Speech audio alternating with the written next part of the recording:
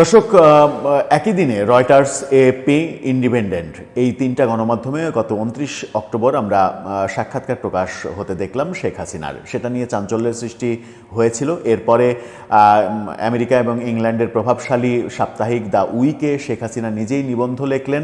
এরপরে রাশিয়ার রাষ্ট্রীয় টেলিভিশন আরটিতে আওয়ামী লীগ নেতা মহিবুল হাসান চৌধুরী তিনি সাক্ষাৎকার দিলেন। সাক্ষাৎকার দিয়ে শেখ হাসিনা সরকার পতনের জন্য আমেরিকার ডিপ স্টেট এবং ক্লিন্টন পরিবার সাথে প্রফেসর ইউনুসকে দায়ী করলেন যে তারা যৌথভাবে ষড়যন্ত্র করে আওয়ামী লীগ সরকারের পতন ঘটিয়েছে এবং সেখানে মিলিয়ন মিলিয়ন ডলার ইনভেস্ট করা হয়েছে, এরকম অভিযোগ তিনি করলেন। এরপরে আমরা দেখলাম শেখ হাসিনার সাক্ষাৎকার Hindustan Times, Indian express, Anandabazar সহ বিভিন্ন পত্রিকায় প্রকাশিত হতে। তারই ধারাবাহিকতায় বিবিসি বাংলা মানে ইঙ্গিত দিয়েছিল যে এই সাক্ষাৎকারের মাত্রা আরও বাড়বে এবং খুব সম্প্রতি মানে খুব দ্রুত যদি সামনাসামনি সাক্ষাৎকার, অন ক্যামেরায় সামনাসামনি সাক্ষাৎকারের ব্যাপারটাও দেখা যায় তবুও আশ্চর্য হওয়ার কিছু থাকবে না।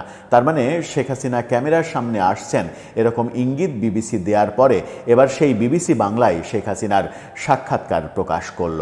বিবিসিতে আজকের সাক্ষাৎকার নতুন করে আবার চাঞ্চল্যের সৃষ্টি করছে। একের পর এক আওয়ামী লীগের পিআর প্রমোশন অ্যাক্টিভিটিস সফলতা দেখাচ্ছে এবং এই সফলতা বর্তমান সরকারের জন্য খুবই বিব্রতকর হয়ে দাঁড়াচ্ছে। পক্ষান্তরে এর বিপরীতে বাংলাদেশ সরকারের প্রেস উইং কোনো ধরনের সফলতা দেখাতে পারছে না। কেন দেখাতে পারছে না? তাদের দুর্বলতাটা কোথায়? পুরো প্রেস উইংয়ে আন্তর্জাতিক সাংবাদিকে ভর্তি, সেরকম একটা অবস্থায় সরকার কেন পেরে উঠছে না সেই আলোচনাও বারবার হচ্ছে। পেরে না উঠে আবার শেখ হাসিনার এই সাক্ষাৎকারগুলো এবং মিডিয়াতে সরব উপস্থিতি এগুলো টাকার বিনিময়ে করা হয়েছে বলে এক ধরনের বিষোদ্গার করার ব্যাপারটাও আমরা দেখছি। কি বললেন আজকে শেখ হাসিনা বিবিসির সঙ্গে সাক্ষাৎকারে? চলুন একটু জেনে দিয়েছেন। এবং এই সাক্ষাৎকারটাও যথারীতি ইমেলের মাধ্যমে নেয়া। বিবিসি কিছু প্রশ্ন ইমেল করে পাঠিয়েছিল শেখ হাসিনাকে। সেই সাক্ষাৎকারের ব্যাপারটা, সাক্ষাৎকার যে নিয়েছে এবং মানে তার জিস্ট পয়েন্টটা আজকে বিবিসি প্রকাশ করেছে। পুরো সাক্ষাৎকারটা বিবিসি প্রকাশ করেনি, জিস্ট পয়েন্টটুকু প্রকাশ করেছে। সেই জিস্ট পয়েন্টের প্রকাশে বিবিসির এই ফটোকার্ডটা দেখলেই বুঝতে পারবেন। মানবতা বিরোধী অপরাধে দায় নেই বিবিসিকে শেখ হাসিনা, অর্থাৎ জুলাই আগস্টে যে মানবতা বিরোধী অপরাধের বিচার হচ্ছে তার এবং 17 তারিখে যে রায় ঘোষণা করা হবে সেই অপরাধে তার কোনো দায় নেই, এমনটা দাবি করেছেন তিনি। বিবিসি বাংলা বলছে 2024 সালের 5 আগস্ট দেশ থেকে পালিয়ে যাওয়ার পর ইমেলের মাধ্যমে বিবিসিকে দেওয়ার এই প্রথম সাক্ষাৎকারে হাসিনা বলেছেন তার অনুপস্থিতিতে যে বিচার চলছে তা রাজনৈতিক প্রতিপক্ষের নিয়ন্ত্রিত ক্যাঙ্গারু কোর্টের সাজানো এক প্রহসন। অর্থাৎ এই আদালতটাকে ক্যাঙ্গারু কোর্ট এবং এটাকে একটা প্রহসন হিসেবে তিনি দাবি করছেন। হাসিনার দাবি এই বিচার শুরু থেকেই পূর্ব নির্ধারিত দোষী সাব্যস্ত রায়ের দিকে এগোচ্ছে। অর্থাৎ তিনি বলছেন যে এই বিচারের রায় কি হবে সেটা সরকার লিখে আদালতে দিয়ে পাঠিয়েছে, এটা পূর্ব নির্ধারিত, এটা একটা নাটক। সোমবারের রায়কে সামনে রেখে রাজধানী ঢাকার ট্রাইব্যুনাল এলাকায় নিরাপত্তার জোরদার করা হয়েছে, ব্যাপক নিরাপত্তা ব্যবস্থা গ্রহণ করা হয়েছে। ভারত থেকে দেশে ফিরে বিচার প্রক্রিয়ায় অংশ নিতে অস্বীকৃতি জানিয়েছেন শেখ হাসিনা। অর্থাৎ ভারত থেকে ফিরে বিচারে মুখোমুখি হবেন এটাতে তিনি রাজি না, সেটাও বলেছেন। তার বিরুদ্ধে অভিযোগ দেশত্যাগের আগের কয়েক সপ্তাহ তিনি ব্যক্তিগতভাবে নিরাপত্তা বাহিনীকে বিক্ষোভকারীদের ওপর গুলি চালানোর নির্দেশ দিয়েছিলেন। শেখ হাসিনা বলেন তিনি এসব অভিযোগ সুস্পষ্টভাবে অস্বীকার করছেন।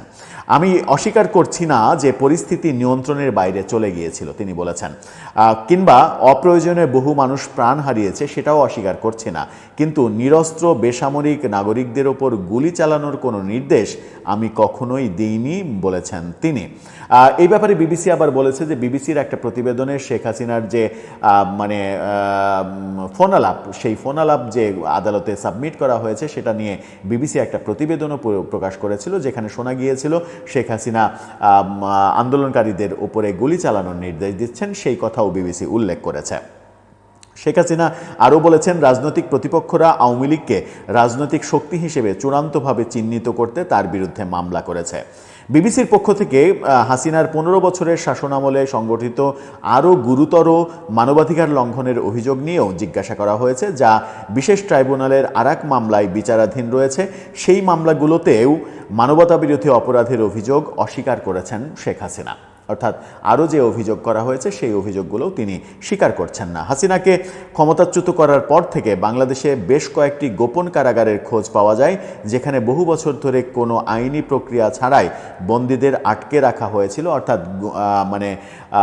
আয়নাঘরের কথা, যেটা আয়নাঘরের ব্যাপার, সেটা তিনি এর রায় কার উপরে বর্তায় জিজ্ঞাসা করা হলে শেখ হাসিনা বলেন যে এরকম ঘটনা ঘটেছে, তিনি জানতেন না, তার অগোচরে যদি কিছু ঘটে থাকে তাহলে ঘটে থাকতে পারে। আয়নাঘর কিংবা গুম খুন এই ব্যাপারে তিনি জানতেন না। এই উত্তরটা মনে হয় যে শেখ হাসিনা ব্যাপারটাকে পাশ কাটিয়ে যেতে চাইলেন, যেটা এই উত্তরের মাধ্যমে আমার মনে হয় যে ঠিকঠাকভাবে পাশ কাটানো বোধহয় গেল না।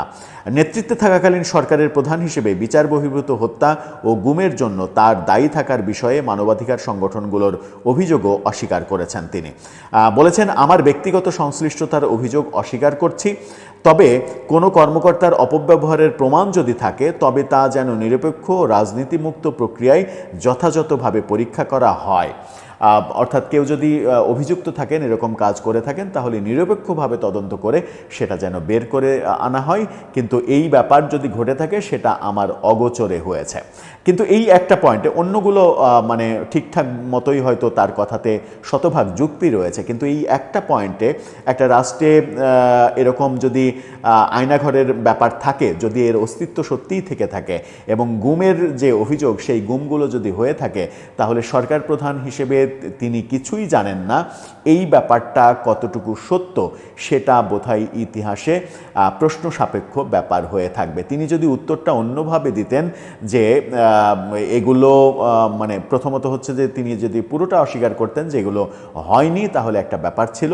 আবার তিনি যদি এরকম স্বীকার করতেন যে হ্যাঁ আমি এখন শুনছি এগুলো ঘটছে, এগুলোর তদন্ত করা হোক, নিরপেক্ষ তদন্ত করে বের করা হোক যে এইগুলো কোন অফিসারগুলো করেছে, কাদের নির্দেশে করেছে, তবে রাষ্ট্রপ্রধান হিসেবে আমার কোনো নির্দেশনা ছিল না, এভাবে যদি অন্তত বলতেন, আমার মনে হয় যে এখনকার উত্তরের চাইতে তার পজিশনটা একটু সেফ পজিশন হতে পারত।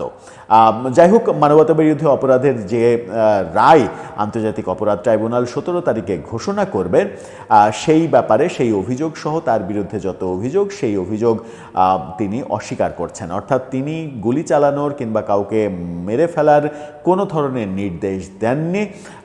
এগুলো যে অভিযোগ করা হয়েছে সেই অভিযোগগুলো ফেক, এটা সরকারের ষড়যন্ত্র এবং সাজানো নাটক, আগে থেকেই বিচারের রায় লিখে রাখা হয়েছে এমন অভিযোগ তিনি করছেন। এখন বিবিসি যখন পরিপূর্ণ সাক্ষাৎকারটা প্রকাশ করবে, তখন হয়তো in detail word by word বোঝা যাবে যে শেখ হাসিনা কি বলতে চাইলেন।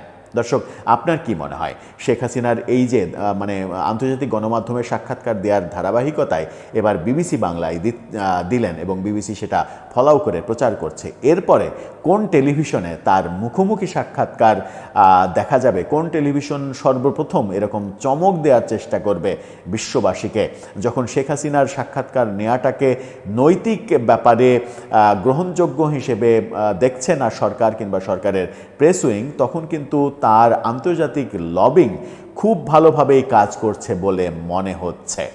আমি জানি না প্রেস সেক্রেটারি যে দাবি করেছেন যে আন্তর্জাতিক গণমাধ্যমে টাকা দিয়ে এই কাজগুলো করা হচ্ছে, সেই দাবির বাস্তবতা কতটুকু। দর্শক, আপনার মতামত জানিয়ে এই ব্যাপারে লিখতে